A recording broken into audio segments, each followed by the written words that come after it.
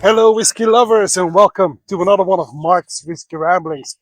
I'm walking here in Cognac, but obviously, as this is not Mark's Cognac's Ramblings, I will be talking to you not about the French spirit, but about whiskey. And in this case, not one whiskey, but two. Two Japanese single casks we'll be putting head to head. A single cask from Komagatake and a single cask from Tsunuki. But before we get to the bottles, I think a sort of an introduction is in order. Hombo Shuzo Company is one of the oldest companies in Japan, buying and selling whiskey since 1949. But today they also own 2 distilleries and 3 maturation warehouses. Now the distilleries, Komagatake is at the foot of Mount Kiso in the Japanese Alps. So this is at an altitude of 800 meters. It started operations in 1985, but it closed. It got mothballed from 1992 until 2011. And that's because, well, economical downturn and the Japanese whiskey wasn't in that high demand. But when it reopened in 2011, they have been in production ever since, and they are in high demand. Now, 5 years after the reopening of Komagatake, the company opened a second distillery called Tsunuki. Now, this is in southern Japan, in near just south of Kagoshima. Now, like Komagatake, they use a concerto barley that is peated and unpeated and sourced from the UK. Now, what puts them apart is the terroir, because, like I said, they are being produced at very different locations in Japan. One at the top, creating some bit of a...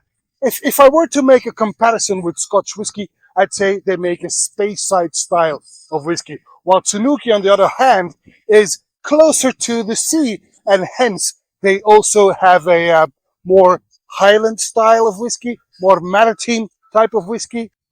Now, like I said, they also have 3 maturation sites. There is 2 on-site, the Komagatake cellar and then the Tsunuki aging, but there is a 3rd location on Yakushima, a small island of the same name. That's where they have another cellar, and that is on the coastline. So this breathes in coastal air and has even a higher angel share. And that is probably why we get some fantastic whiskey from them, because they can play around with malts from the 3 maturation sites. And like I said, today we will try 2 very specific single casks, one from Komagatake, one from Tsunuki. But as it is much too hot to be drinking single malt today, it's about 32 degrees Celsius. It's never too hot to drink whiskey from a swimming pool. Let's go! In the pool, it's never too hot for whiskey. And as I said, 2 very different single casks. On the one hand here, we've got the Komagatake 2014 single cask bottled in 2020. And this is single cask number 1789, a first fill bourbon barrel. And this is bottled at 61% ABV. On the other hand, we've got the Tsunuki single cask, and this is a Tsunuki 2016, so slightly younger, also bottled in 2020, but from a second fill bourbon barrel, and this is bottled at 60% ABV. So both of them are very high in alcohol. Luckily, I've got plenty of water. Just kidding. Right, let's give these 2 a go. Let's put these head to head, and I will start with the Komagatake. Komagatake, I'm not even sure I'm pronouncing this right, but it doesn't really matter. I just pronounce it the way I read it on the label. Komagatake 1789. And both of them, as you can see at the bottom of the label, were in fact selected by La Maison du Whisky. La Maison du Whisky being the most important, I believe, spirits importer in France. Right, we'll start with the with the Komagatake, like I said, at 61% ABV. It's a pale straw in color, and it does not really cling to the glass. This is rather, I think this is going to be light-bodied. Well, that's not saying much. The proof of the putting, etc., etc. So let's give this one a go. The Komagatake 2014 on the nose. Ha! Now that is a delightful nose, to be honest. I get quince jelly, I get gooseberries, stewed pear and lime, freshly sliced Granny Smith apples. That's not very Japanese, but still, that's what I'm getting here. It also has this slight metallical touch, if I may say so, as if I've poured it from a tin can or something like that. And there's a hint of mint in the back. This is actually very, very, very good on the palate.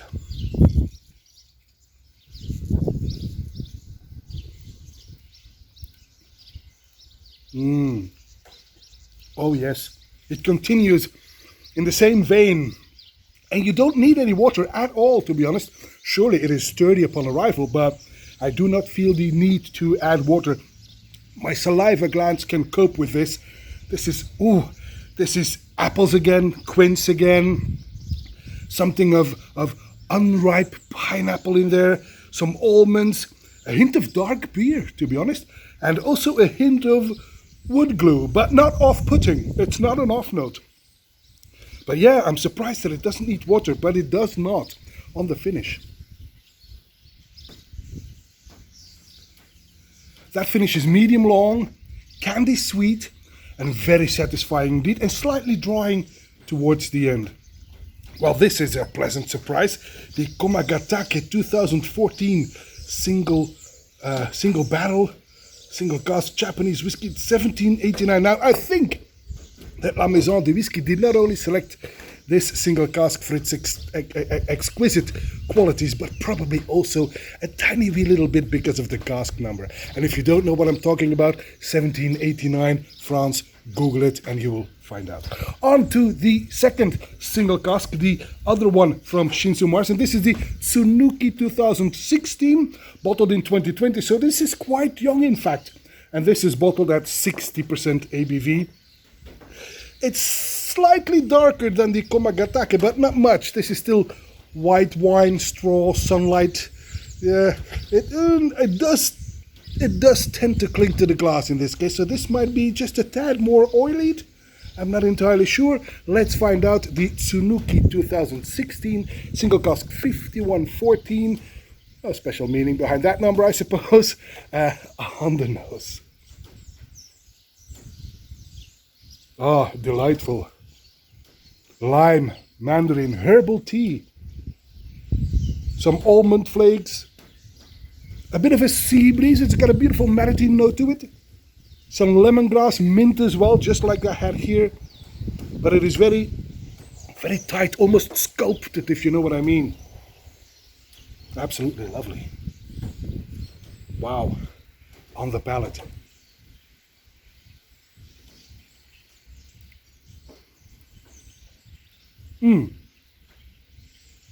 Very tight and expressive arrival. I get, it makes me want to pull a face, but in a good way, because of the battle between the salty notes here and the sweet notes.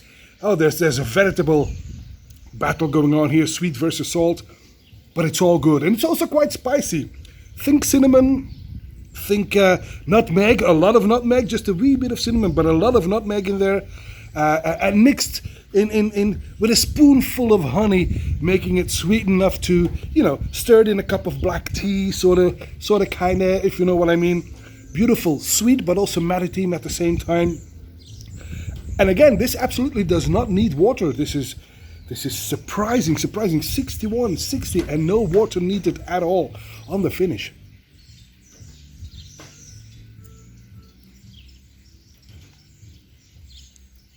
That finish is a veritable celebration of taste. This is wow, very satisfying, quite long. It gives great to, you get these maritime notes at first, and then towards the end they all move away to give room for a stew full of yellow fruit and orange zestiness. The party does end on a quite dry note, to be honest. At the very back of the throat now it becomes quite dry. But, oh wow, I can only think that if both Komagatake, this is such a tongue twister, especially after 2 drams of 60% and more, Komagatake and Tsunuki, if you can make these good whiskies at such a young age, this can only mean 2 things. 1, you've got exquisite spirit, and 2, you are using good wood. And I would like to shout out to my friend Manny, who gifted me these 2 bottles. And as you can see, Manny, thank you very much. I enjoyed them a lot. So this one is for you. I'd say kampai. And that, my friends, is all for this Whisky Rambling. And I hope to see you at one of Mark's Whisky Ramblings real soon. And until then, may them all be with you. Bye.